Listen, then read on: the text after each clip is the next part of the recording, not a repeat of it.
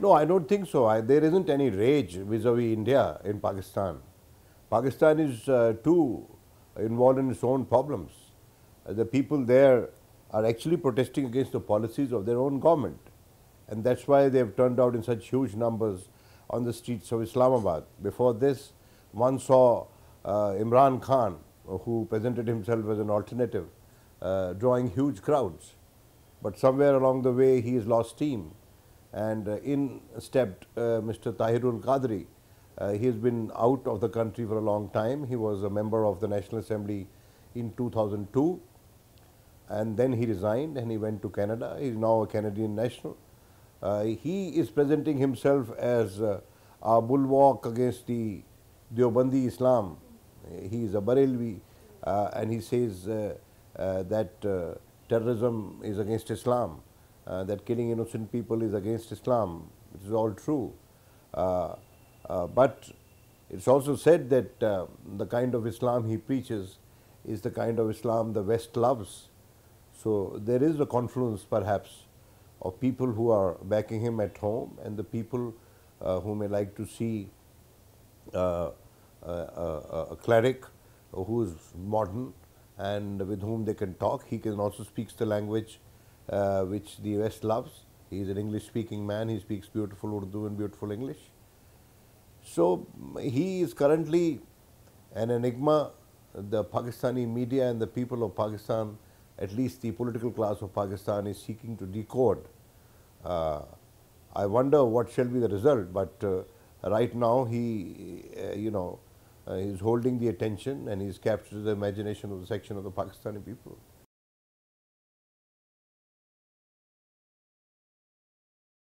You see, yes and no.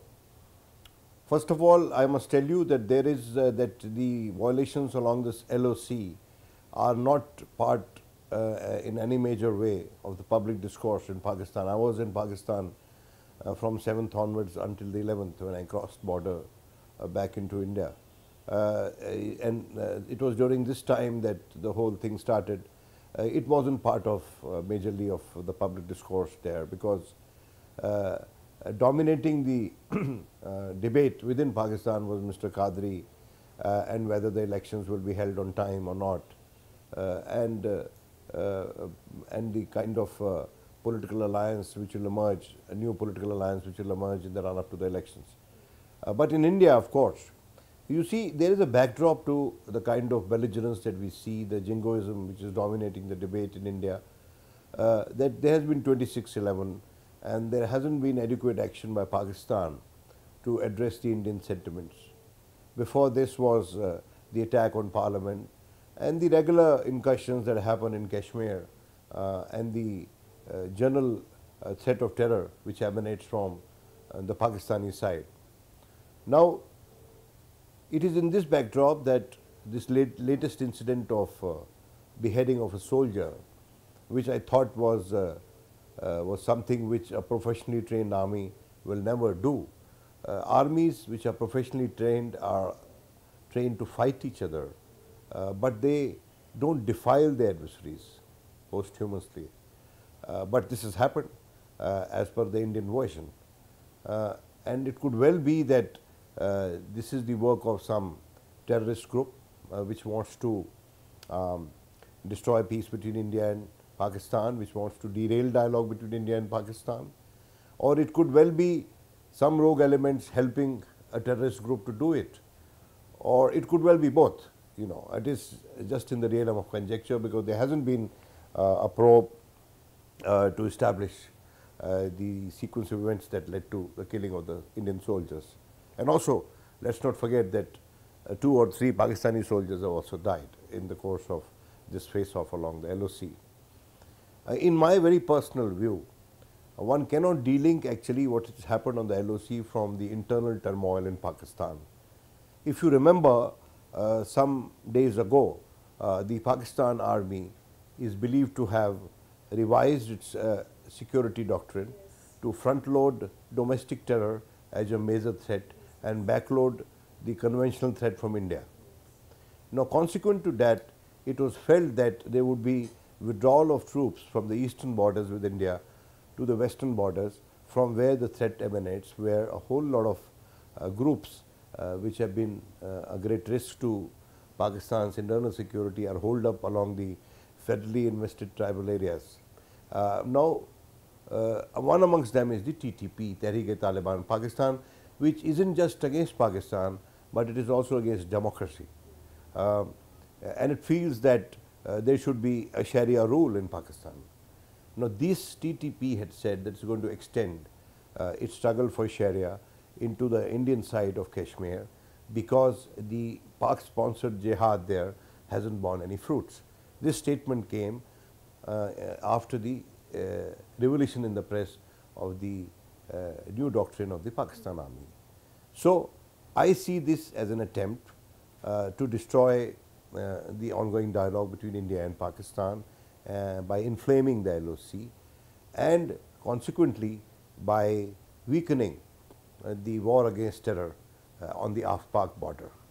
Now, the third dimension of this is that it will seriously compromise internal security in Pakistan, and thereby put a big question mark on the possibility of holding elections there on time.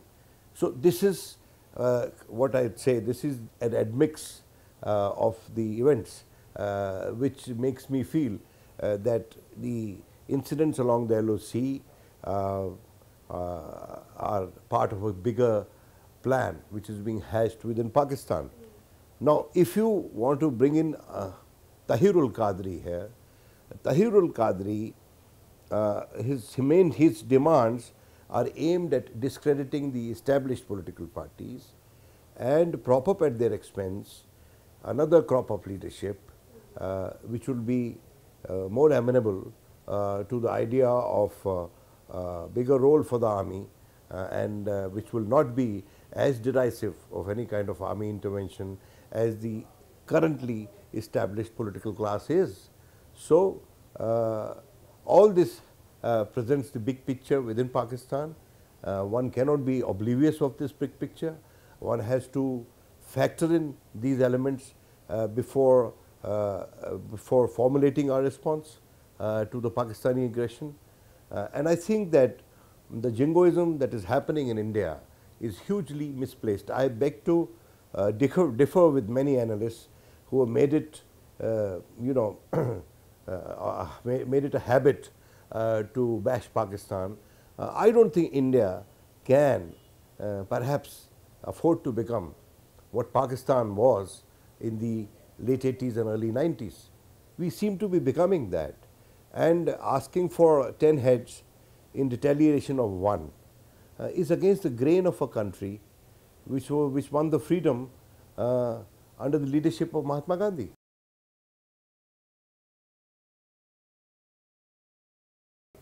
You know, is it that the 2014 elections are going to be contested on the question of relationship with Pakistan? I wonder. And may I say that if people are seeking strong action, then there is to it a silver lining, that for long years political parties which had a secular base would refrain from attacking Pakistan in the fear that Muslims in India might not like it. This perhaps is also an expression of confidence in the people of India, especially those who pursue Islam. So there is a silver lining to it. I am saying this in the context of the demand made by the Samajwadi Party. But mind you, at the same time, Mayawati, who too enjoys a secular base, has advocated dialogue. And Congress, which for a moment seemed to be on the same page and still perhaps broadly is on the same page as the BJP, though it is not using the idiom of the BJP, which is crass in my view. And I think that the Prime Minister's statement is also tactical. If you know, the Prime Minister is one important player in this ruling dispensation who has always advocated good relations with Pakistan, dialogue with Pakistan. He had wanted to visit Pakistan, but the situation did not permit, because a Prime Minister of the country the size of India cannot go to Pakistan and come back empty-handed without a tangible accord. So I think that the absence of that possibility kept the Prime Minister from visiting Pakistan, though his heart and his head was in the right place. So his statement, which by his standards is a tough statement, should tell the rulers in Pakistan that India really is enraged, that the public sentiment here is really deeply hurt, especially because little has been done by way of bringing to book the perpetrators of 26/11. And 26/11 too was a conspiracy to destabilize the constituency for peace in India. The people from the higher strata and upper middle class who used these hotels which were attacked were always strong votaries for peace with Pakistan. And it was a conspiracy to render this section of the population, which was in the forefront of the peace constituency, skeptical and unsure about the intent of Pakistan.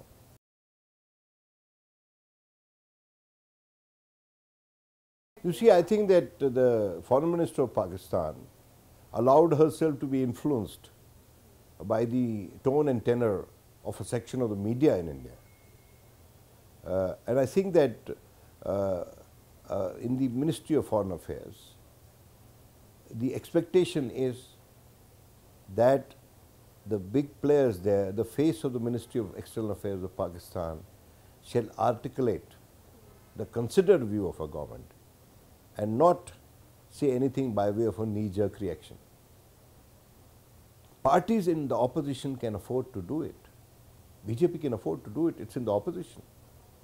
Samajwadi also to an extent can afford to do it, it's an outside supporter of the UPA.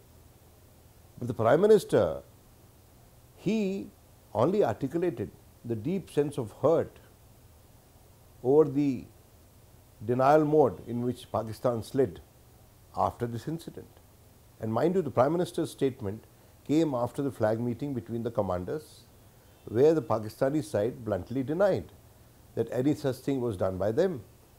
And it was thereafter that the Prime Minister made this statement, and it was thereafter that the External Affairs Minister of India, Mr. Salman Khurshid, came on the same page, having made conciliatory statements, soft statements until then.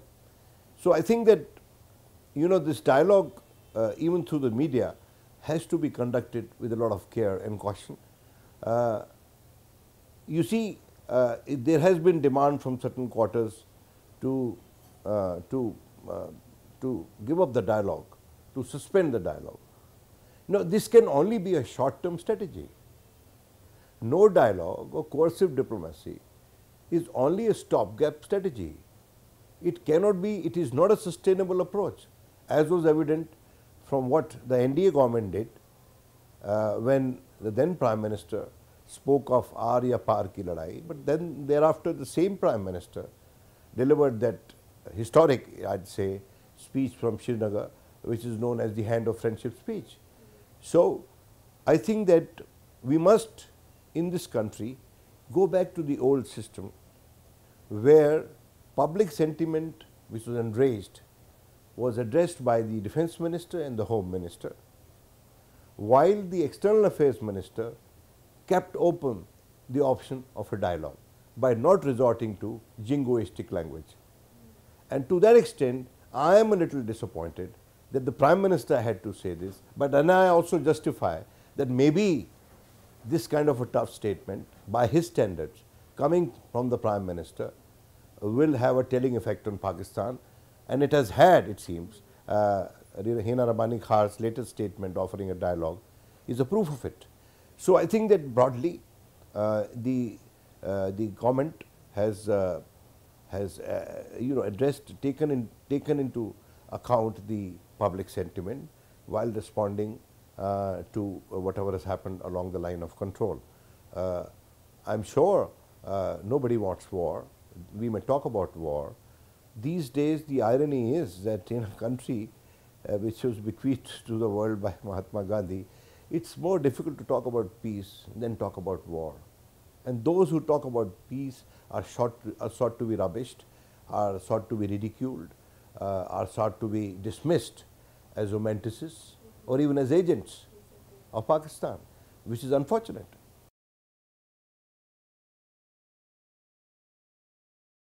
No, no, it's not. You see, these are, these are passing phases.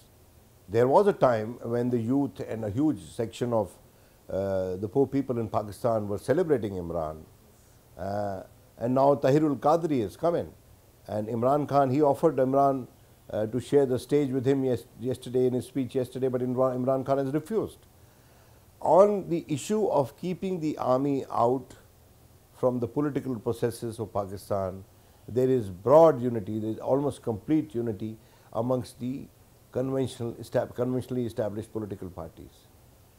It is only Mr. Tahirul Qadri who is seeking a role for the army and the judiciary in the establishment of the interim government, which is a constitutional requirement before elections in Pakistan. But the constitution, which he accuses the government of violating, itself wills that this will be done, the interim setup will be done in consultation with the opposition by the government of the day. It does not provide for any role for the judiciary or the army. Similarly, his demand for dissolution of the Election Commission was contested and rebutted by the Supreme Court itself. So, I think that Mr. Qadri, despite his charismatic value and the support he has managed to flaunt, has overplayed his cards and may have to maybe beat a retreat. But let's see what happens.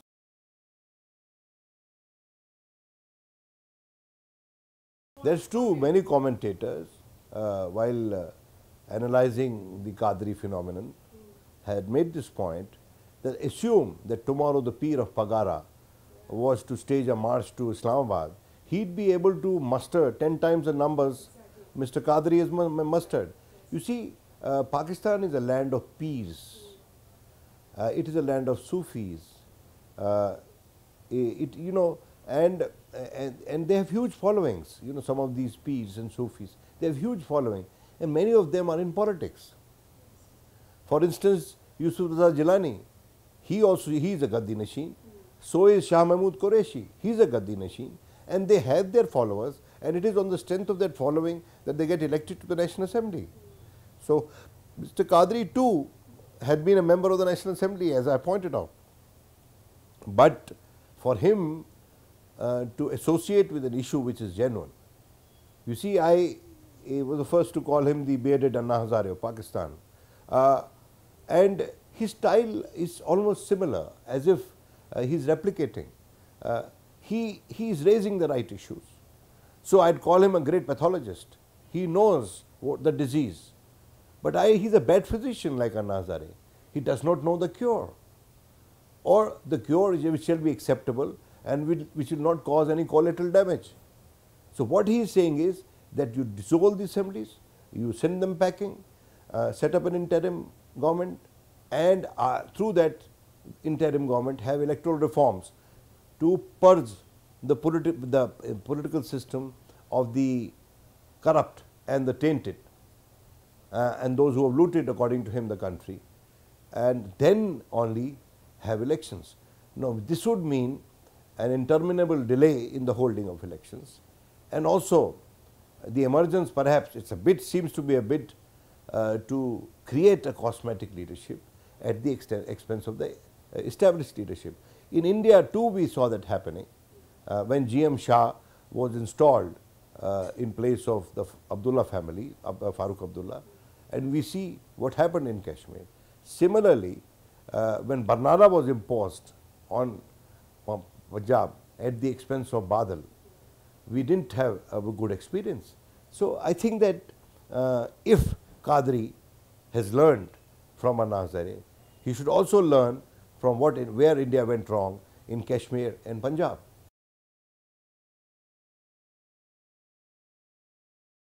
You see, Imran, there has been this charge that he is tacitly backed by the army, and the civil society there, especially the progressive elements, the pro Nawaz Sharif and the pro PPP elements, they don't trust him.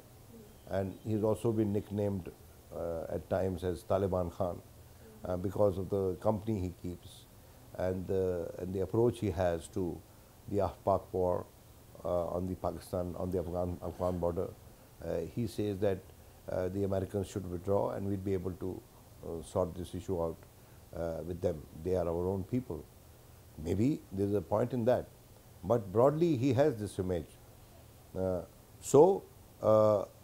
even the MQM, which is backing Tahirul Qadri, was created and propped up by the army to marginalize the Jamaat-e-Islami many years ago in Karachi.